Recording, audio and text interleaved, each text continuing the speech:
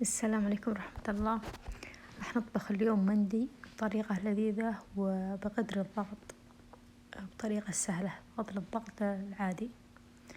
أول شي بنتبل الدجاج، راح نحط التتبيلة اللي هي عبارة عن بابريكا وبودرة ثوم، بودرة بصل، كمون، ملح، زيت زيتون، ماجي حسب الرغبة، وربع ملعقة صفار زعفران.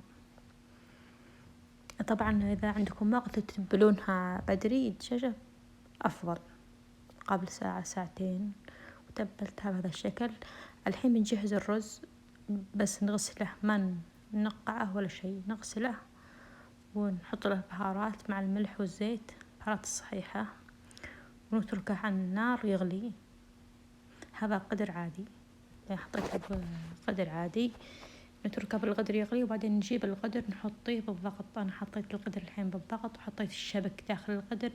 الحين بسكر الضغط مضبوط، وبتركه على نار مرتفعة لين يصفر.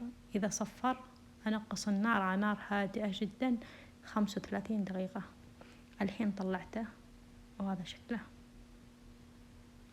إذا عجبكم الفيديو أتمنى تدعموني بالاشتراك بالقناة.